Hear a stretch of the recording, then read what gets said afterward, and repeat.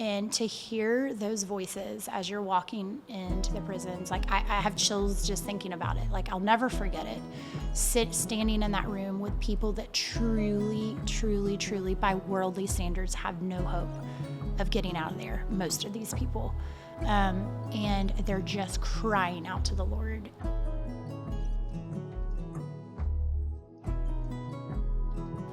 Kim Sayles, I'm so excited to sit down with you today for our next episode of Moms Change the World. And Kim and I go way back. We've known each other for 2 decades. For sure, at least. So thank you so much for coming on today. Absolutely. It's such a joy to be here, truly. What's fun too is that, we knew each other when we were just young dumplings out in the world, but that our lives have circled back to where we're neighbors now. You lead a Bible study that I get to go to every week. And so it's been so fun for me, for our relationship to get to pick back up just based on proximity and our kids being in the same neighborhood and a lot of neat things like that. Same. And I feel like even the very first time we ever connected, it was like instantaneous. I remember when we met, I was like, that girl's special. She's gonna, I had no idea what you were gonna go on to do, but I knew something was different about you. Well, yeah, that is very kind. And I've gotten to talk a lot about different ways that you and your family have engaged with people who are vulnerable. And I want to talk a little bit about both the prison ministry that you're involved in and the family ministry that you're involved in. But before that, I think it would be great for everyone to hear sort of your age and stage, where you are in your life and your family stage. Totally. So we lived kind of near the M streets for a while, started our family over there off Lovers and Abrams area, and had a couple kids in that house and grew out of it, and decided we wanted to raise our family in Lake Highlands. And it's just been a super, super family-oriented environment.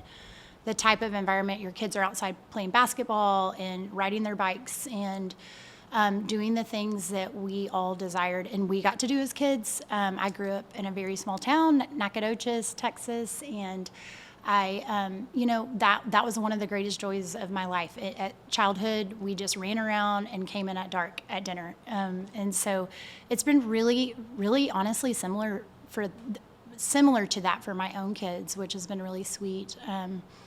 And so that also is like one of our passions, is just having neighborhoods that are safe for people and where kids can roam and feel free. But I'm married to the love of my life, Rob Sayles, and we met through church at Park Cities Presbyterian. We're still there to this day and love our church so much, and have been there for going on 20 years now. I worked in the youth ministry at the time, and which is where I think I actually met you, doing high school youth ministry. I have always had a heart for youth, and had a big connection with Pine Cove early on, and it kind of launched me into wanting to do stuff with youth. And we have 3 kids. Our oldest is Graham. He's 14. Our middle and only girl is 12, and she babysits for you a lot. My babysitter? Yes. No one tried to steal her? She's off the market. And then our baby just turned 9 a couple days ago, and they attend the Covenant School in Dallas, and that's been sweet. We've also attended White Rock Elementary, which we loved as well, so the neighborhood school. So that's kind of us. A lot of experience, a lot of different places. We've been around. You really have been around. I know that you and Rob have really prioritized investing in communities that are different from your family. I've seen you do that forever. I want to ask, why has that been important to you all? Where does that come from for both of you to believe that not just yourselves, but your family needs to be involved in communities without the same resources that you have, without the same backgrounds? And I've just seen you commit so much to that. You've been involved here at the Human Impact, and I've seen you involved at Forerunner and this prison ministry. And I just honor and respect that so much. And I think it would be helpful for people to know the why before we get into the what. Absolutely. Growing up, first of all, Rob and I both grew up in public school. And I think that has a lot to do with how we grew as humans and what was important to our own families, our families of origin that we came from. And we really I feel like growing up playing sports with different types of people, people from different backgrounds, different races, different socioeconomical statuses, that was very common in Nacogdoches to know all different types of people, to interact and have friendships. And so I think in the same with Rob growing up in McKinney, that's the experience we had. And I think one of the things that was a concern for us, honestly, in moving to Lake Highlands was just that our kids wouldn't be exposed to people that aren't just like them. And so I think it's just always from ground one for us. We have known that our family will serve however God calls us to serve, but we also know that like we want to expose them to people that they wouldn't normally be around, and also not just treat it. I think our goal has always been with our kids not to treat anything we do as a project, but like these are human beings that God made who are just like you and me. If a mother doesn't have as much money, she still cares about her kid just as much as the mother that has all the resources. If a kid feels left out at school, he feels just as left out as a kid who has all the resources or comes from a different ethnic background. And so people want to be known and they want to be loved. And I think more than anything, that's what we've tried to instill in our kids, is just every kid and every mom is just like me and you. And so that's been something we've preached hardcore from our house, but not just preached it, tried to live it. So you're both such open hands and open-hearted people, and I see such consistency in how you extend welcome and love to the people that look like you, maybe who come from similar backgrounds in your neighborhood, and the people who come from different backgrounds who have different resources. And I think that mentality of truly believing and then instilling in your kids and then living out that we really are equal, that we are all made in God's image, and we have just as much to bring to the table, even though someone may have less material resources than another, is something that permeates everyone you're around, Kim. And so that's so kind. It really blesses other people. And I hope that the people that are listening can really get that mental shift before we talk about what it looks like for you all to live it out. And there's more than one thing that you're involved in. So I want to leave it up to you. Do you want to start with Forerunner or this prison ministry that you've been so committed to? Really, I would kind of like to start with one vision that we kind of got early on, and it's actually a funny vision that you don't know about. But we, early on when our kids were younger, I had a huge heart for homeless ministry and people on the streets. And just as we were driving and we would see people and my kids, I thought it was just such an awesome way to engage with my kids and be like praying for people, doing practical things for them. I remember early on in our marriage, I really struggled with like food waste. Anytime I'm like somewhere, I'm like, what are they doing with all that food? Like somebody would die for that. And just little ways, Rob and I we would sometimes take leftover food to downtown, or just to find people to give it to, or engage. We started a little something with some dear friends of ours. We had our three families over. We would make peanut butter and jelly sandwiches, oranges, and then non-perishables, and take it out just to people, and we would do it on Saturdays. And it was, and the kids would write like, blessings on the bags for the people, and we just handed out bottled waters. And it was just one easy, practical way to love people and also get our kids involved. And that was no like organized thing. We just loved doing it. And so that's kind of where we started, just when our kids were little. And I mean, truly, we had a little assembly line, and they did peanut butter jelly, and I'm talking, our baby was like 1, or maybe I was carrying him. I don't even know. But, we started this, and that was super sweet. So just out of that, we've been really involved in another ministry here in Dallas called ACT. My husband's an attorney, and I think that really opened my eyes. ACT has really opened my eyes to poverty in Dallas. Not just poverty, but drug houses, places in Dallas that honestly I didn't really even know existed until I did somewhat through Mercy Street and other ministries, but to actually see some of the projects my husband was working on, like him actually shutting down drug houses to make neighborhoods safer for kids so they could be outside in their yards. And so many of these streets in West Dallas and South Dallas, that just wasn't a possibility. Like, just like any other mother, they want their kid to be safe. That's like number one for a mother, is I want my kid to be able to walk outside and be safe. So along the ways, those are just things that have kind of ignited us, I guess.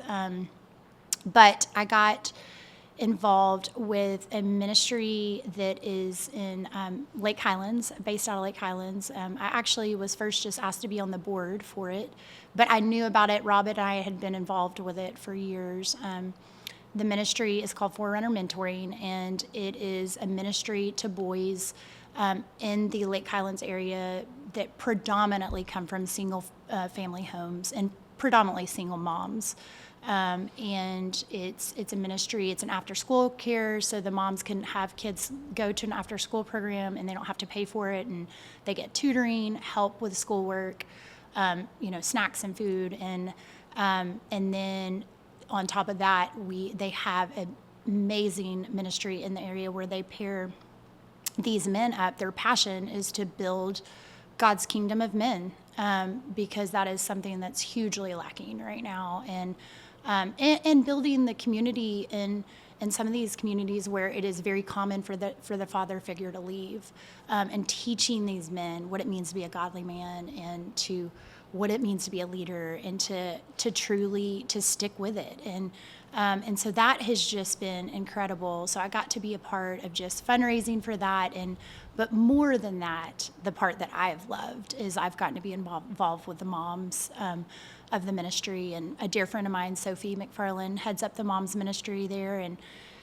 she is just the actual perfect person for that job, because she just gets it. She gets that we're just one of them, and we're trying to come alongside them. And honestly, they end up blessing us.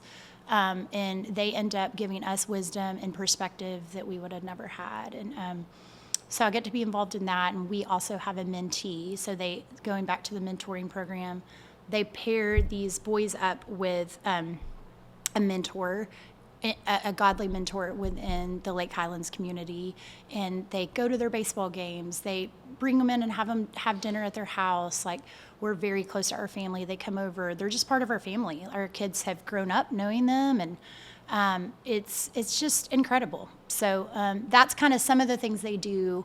But it really is one of those things. It's not. I really mean this. It's like so not a burden. It's such a joy because it's easy. We just make them be a part of our life and bring them along, and vice versa. We go to things that they're a part of, and it's a really natural, easy relational ministry to be a part of. So. And what does the part with the women look like, the moms that you're gathering with? It sounded like maybe that's a more frequent scheduled thing that you're doing. So once a month, the moms get together for just a mom's night. And so on those nights, so Sophie will plan something super, super fun. And, it's a karaoke night, or we're making flower arrangements, or teaching us how to do different things, and half the things I don't know how to do, which has been fun. But and then they take the boys. You bring your boys, and they take the boys and go do something fun with them, so the moms can have a night off from having to, be mom. And we always get it catered by delicious food, like not just like okay food. Like, people come together and either provide a meal or make homemade ribs on their smoker. And so it's amazing. So that's once a month, and then we do several different series of Bible studies for the moms that want to go deeper in their faith. And so I've gotten to be a part of that as well, some. And we just come in a room, we worship, and it's honestly, when I walk out of those worship nights with these women just pouring their hearts out before the Lord, A, I'm convicted. And B, I'm like, I think I just left what heaven is going to be like. It just ignites me. And so it's those are the two big things that the moms do on the regular. And then, but the boy ministry, I mean, you can be in the boy's life as much as you want. You could see him 4 times a week. You could see him once a month, And so it's just been really neat. I remember you talking some about that mom's group and how you come thinking you're going to offer them something, but you really leave being the one blessed. And you just mentioned that. Do you have any examples of something that was said or some kind of vulnerability that someone offered that really blessed you? Do you have a story that comes to mind? Absolutely. And I have several too with the prison ministry thing, but I think it's the perfect segue, actually. Yeah. I think we'll move from this to that. Okay, great. There's been so many instances where the moms at Forerunner have completely built into me. Because some of these moms are older than me. They have kids in high school. They have been through a lot more than I have in life. And so I feel like truly in that Bible study to hear where they're coming from. And more than anything, the thing that's flipped on my head is like how it's all flipped up for me is that these women know what it means to be vulnerable. And they know what it means to be needy. And if we don't know what it means to be needy, it is very hard to depend on a God. And so I think that is what they have that I don't get to have. I am as needy as them, but I think I'm not. And so that's the part that has completely changed my Lord, I'm just as needy as my friends here. And that may look different for me than it does for them, but that is how he wants us to come to him, like a child. When he opens his hands and those children run to him and he gets, called out by the Pharisees, why are you talking to these little ones? And he's like, these are the ones who get it. And so that is really what that ministry has done for me in my heart. But in the prison ministry is called Metanoia Prison Ministries, and it's Can you spell that for people? Metanoia, Metanoia. Great. We can put something up to show We'll them link. what it is. But it is a prison ministry that really their whole goal is to go into prisons and actually teach very biblical truth. Not that anything that's not biblical isn't very biblical, but just not prosperity type gospel where it's like no matter what happens, you win at life, and a lot of these prisoners feel empty because some of these women are there for life. Like they're not leaving because they have murder convictions and the worst kinds of convictions, a person can have. And so when these Christian groups come in and give them this hope that, oh, you're going to get out or God's going to perform in this way, or instead of just the God of the universe loves you and he cares about you now and in this moment and in all of it. So sound biblical teaching is one thing that they're very passionate about. And then the second thing is just loving these women. I mean, the workers are few, and this is by far the most unattractive ministry. There's nobody just dying to go into prisons with people that murdered people. Besides you. I love it, but I'm also a 7 on the Enneagram, so I realize that I need that rush. I need woo, it's exciting, But it's really neat because that really at the end of the day is it. It's who's willing to go.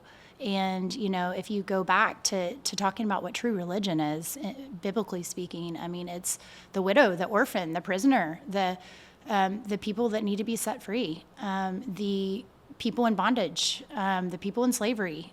Those are the people that God says, show me what you do with them and we'll talk.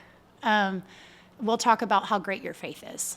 Let's see where you meet them, And so not that he's putting us to the test by that, but that he's like, all I've done for you, it should pour out of you.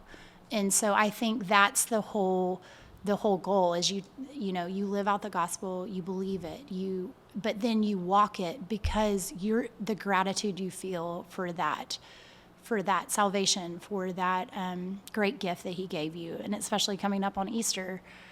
just this week, like just reflecting on like, do I fully understand and how do I walk that gratitude, And so that's something we talk to our kids a lot about, just walking gratitude. What does that look like? So anyway, we, a situation, oh gosh, there's so many, but Before you tell a story, Yeah. will you tell people a little bit about like What kind we of do. the down and dirty? yeah. What happens on a day that you're going to the prison? And I just have this feeling that someone who watches this is going to want to be a part of this. And love it. so I really would like you to talk about what this looks like practically. Totally. First of all, practically speaking, it's not one of those things, which I love, just being a mom. Obviously, my number one goal is to raise these precious humans that God has so entrusted me with. And that's my number one role and goal. But it's cool because this ministry, I don't feel like you have to put like 6 months or 6 hours a week into. You really commit a day to go to this prison, and you wake up at 5 a.m. Our team wakes up at 5. We're in a maximum security prison in Gatesville for women. And we've just now recently gotten into women's prisons. So our friend Paul, who started the ministry, who's head of the ministry, he has been going into men's prison, and it's always his dream to have people to build a women's team. And so my friend Stephanie Greenwell and I called her and basically was like, "You're in, right?" And she's like, "I never saw myself doing prison ministry." I'm like, "I know, but it's going to be great." She's like, "I'm in." So she's my yes girl. But we wake up at 4 or 5 in the morning. We meet up. We all get in a car. We pack in a car, which that's some of the sweetest time. And we stop at one of the kolache places on the way to Gatesville, which is like towards Waco, Temple area.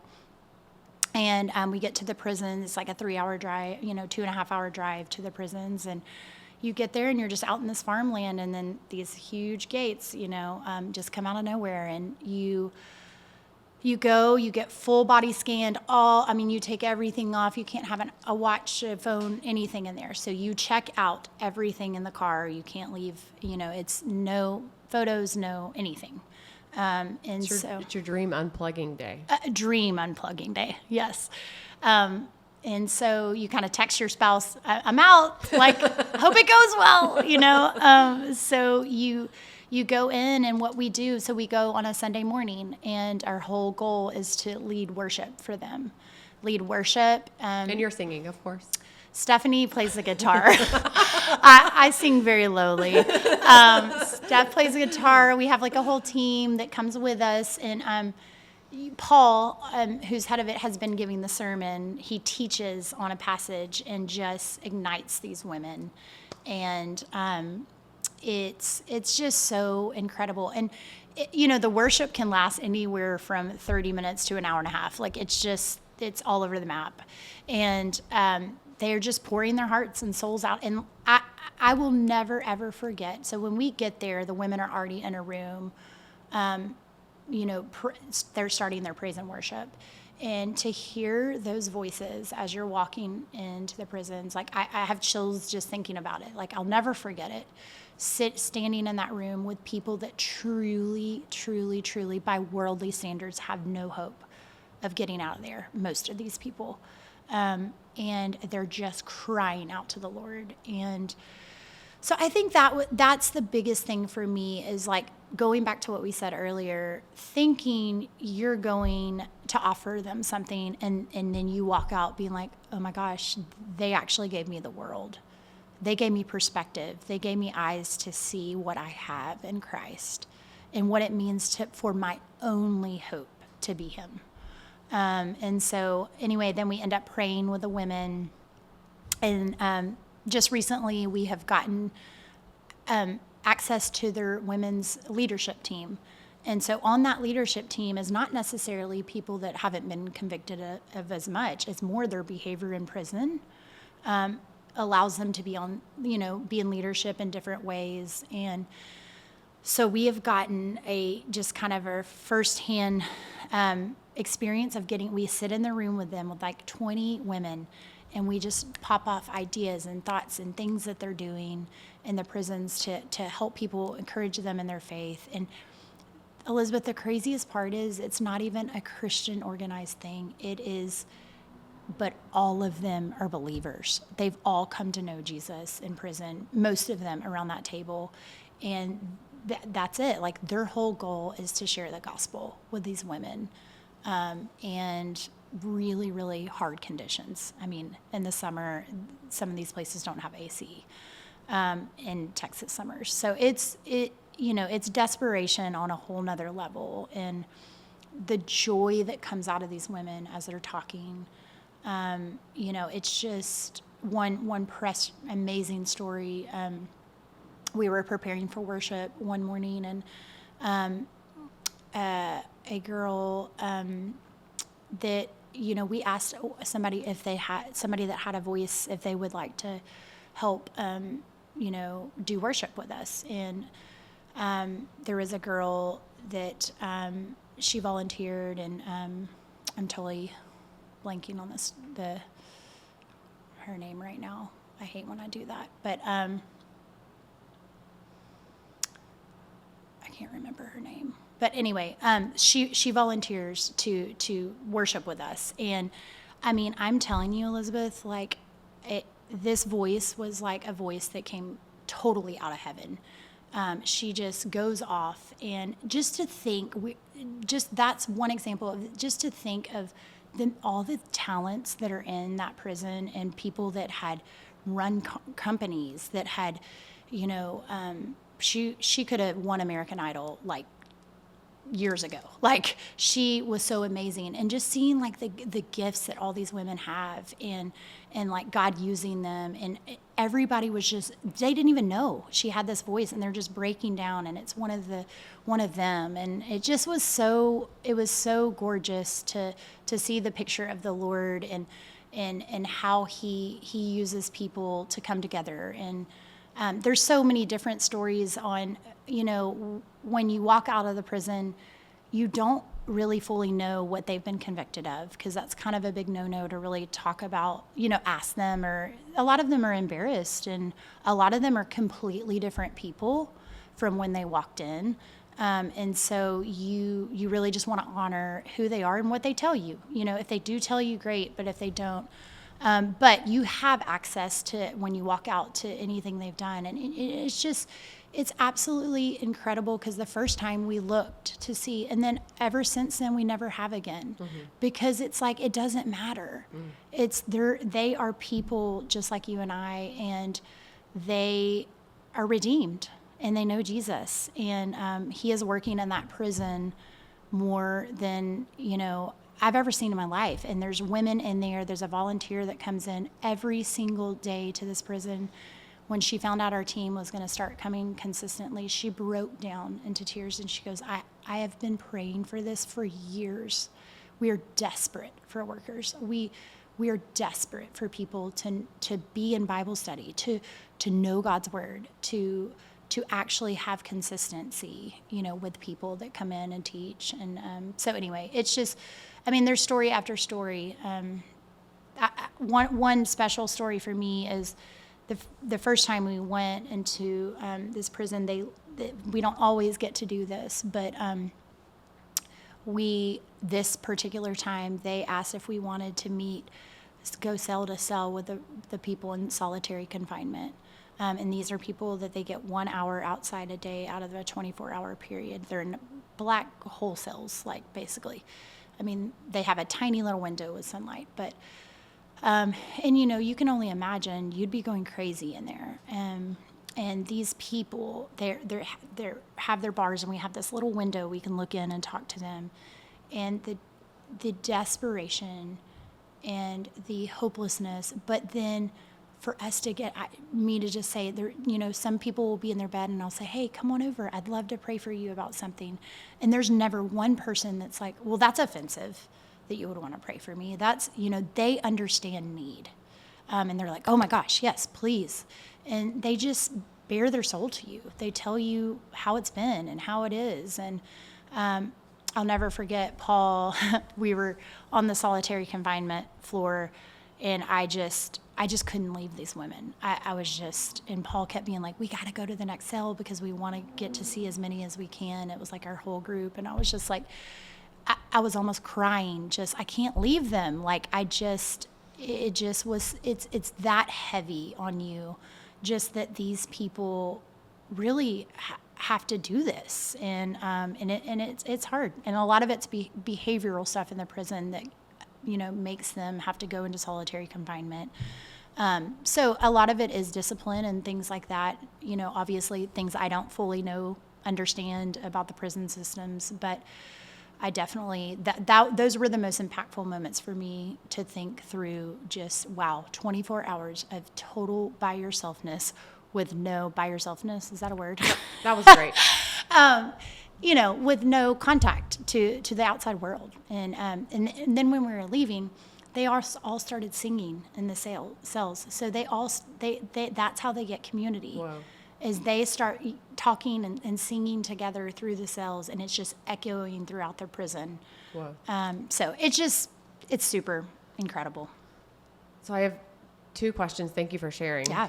And a theme that I'm hearing from your experiences that I think you're really saying is people like you and me, we're good at wearing masks, and we're good at presenting an image. We can show up in a certain place and we can act like we have it all together, and maybe no one's going to be the wiser. But that when we enter places where people are vulnerable, they're much more in touch with their need. And for me too, as they get honest about their need, it helps me begin to take my own masks off and be honest about my own need. And it's such a relief, actually, to be loved and accepted for who I am and not have to kind of perform or put on those masks. And, there's a lot of reasons Jesus calls us to them. But one of them that I think we don't understand is that they really will minister to us and bless us and teach us what you're saying, which is the power of vulnerability. Right. And so I thank you for sharing that and representing that so clearly in your stories, because I think it's a really deep truth that I hope other moms get to be invited into and experience as well. And then we get to take that back to our communities. We get to be the one who is willing to take the mask off and be real. And I think we're so hungry for that in our world. Especially, I'm going to say even especially in Dallas. Especially in Dallas. Because I feel like the masks here just seem to be a little thicker.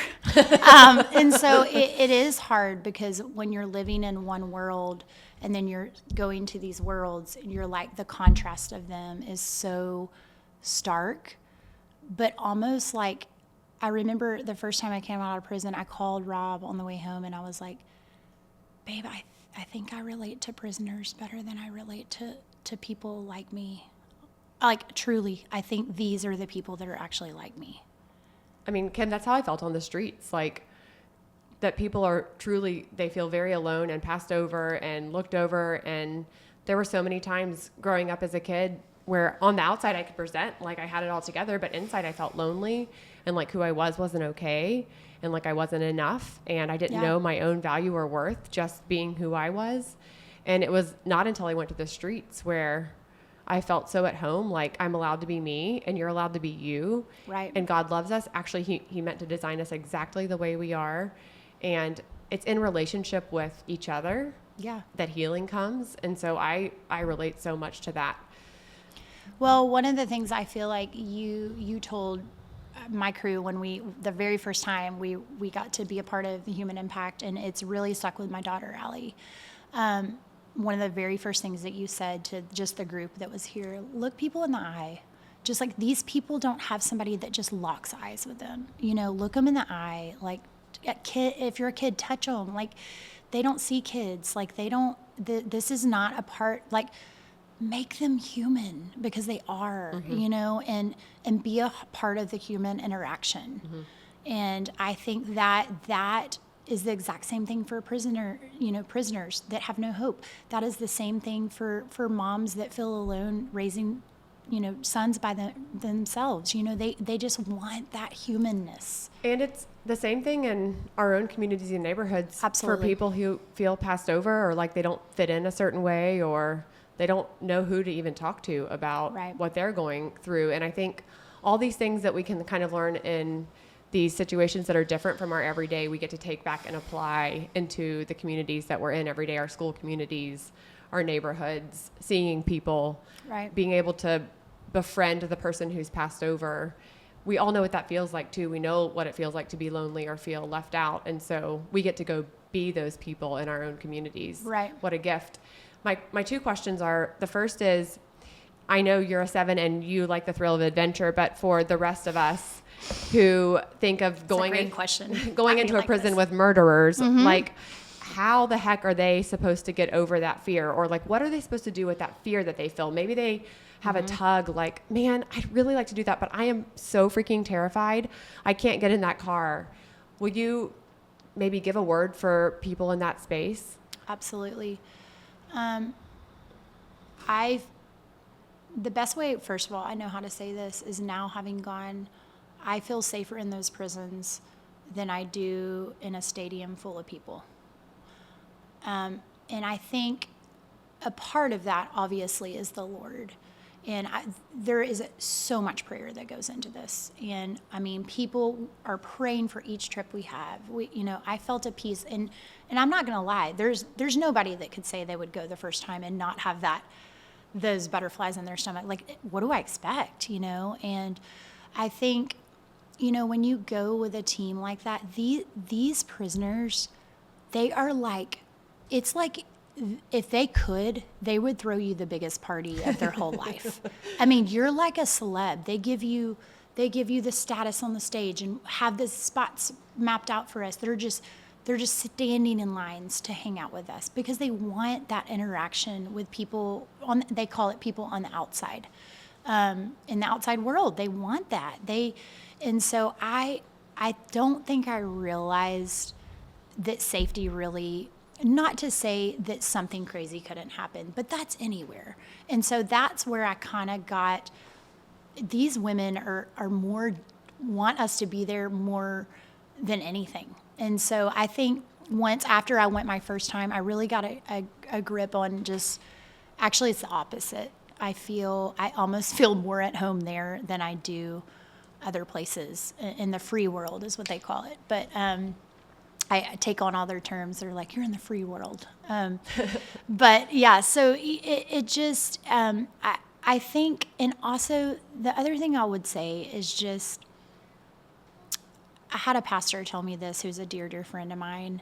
He said, if you don't have that little gut nerve about something in ministry or about something that God is calling you to do, you're gonna have that. And that's exciting. That's the part of like walking with Jesus that is so fun, because it's that thrill. It's that, hey, I want you to be a part of something that I'm doing, and you're going to get to sit back and watch it happen. And that feeling inside you might just be the call. It might be the, hey, but what if you did? And what if you did step out in courage and do this thing, and then you walk away from that courage situation and you're like, I am so filled up, it is blasting out of me, and there's nothing like that feeling ever. I can't compare that feeling to anything, honestly. I may or may not have been listening to Stephen Curtis Chapman's The Great Adventure this morning. But it's exactly that. My husband would be so proud of you. The 80s and 90s Christian music. Sorry if you're not old enough to know what that is, but now you should go look it up.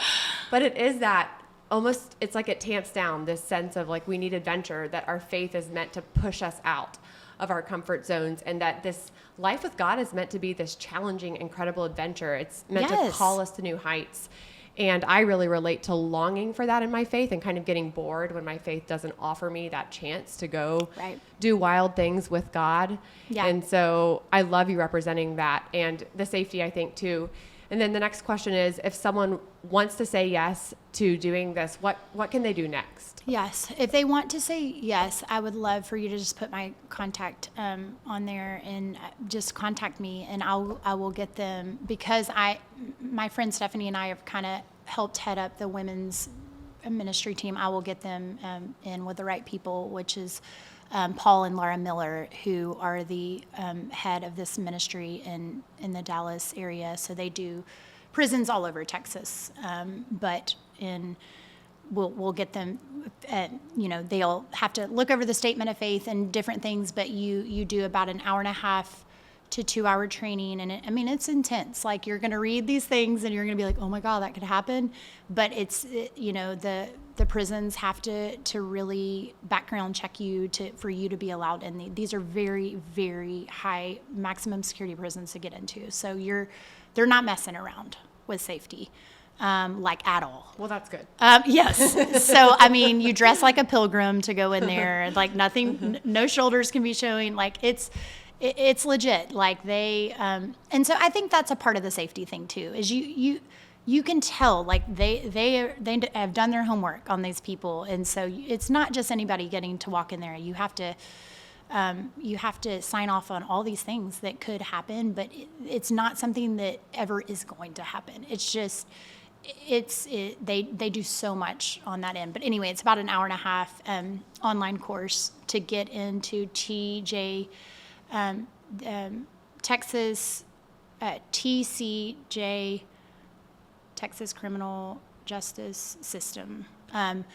In that, you have to go through their system. And we're right now, and we're primarily in just the Texas prisons, not federal, for women.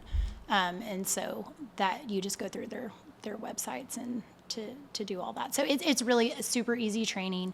They put out 5 dates a year for this ministry, and these dates are 5 Sundays. And if you could do 2 or 5, great. It's obviously, the more consistent, it's sweet to build relationships, but also it doesn't have to be your life, and it's your life in a lot of ways, but meaning, like, it doesn't have to, like, overtake where you can't pick up your kids from school, or you can't. I love that it's on a Sunday, because no matter what, I will be worshiping somewhere on a Sunday.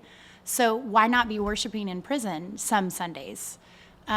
So regardless, I'm in a worship place on Sundays. And so I like that it's on Sundays. So amazing. Yeah. Well, I'm excited. I'm hoping that at least one person comes to you through this conversation. And for sure. Thank you for sharing your family story, how you and Rob and your family prioritize relationships with people who are vulnerable, just with your kids, and you integrate that into your life. And thank you for being an example to all of us and showing us other ways that we can do this in our own lives. Well, goodness, Elisabeth, it's hard to hear that coming from you, but it's true though. Truly, it's such a joy to watch the human impact and to see where it's come, and all that God has done. And to see these friends on the street, and their lives have been changed, and just keep up the good work. I'm loving it. And we're going to be a part of it forever. So join us for human impact too. So Moms change the world, Kim. Well, I don't know about that, but I definitely am trying. So thank you. Yes. Thank you.